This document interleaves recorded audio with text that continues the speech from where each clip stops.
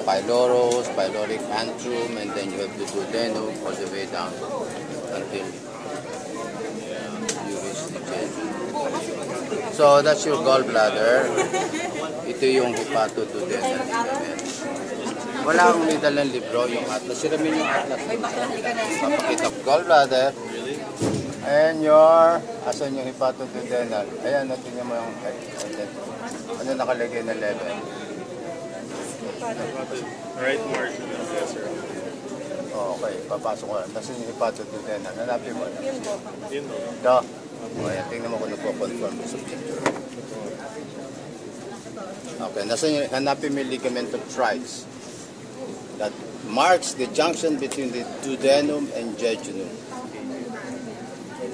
Ang galing niya magbasa. O, pabaliktad, oh.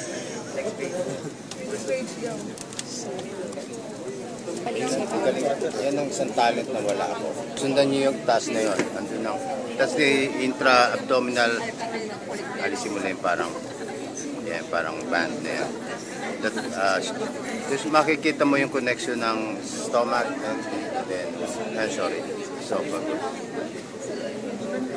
Ano ba ang sa lecture ninyo? Hanggang hindi kasali ang small intestines? Mamaya pa lang.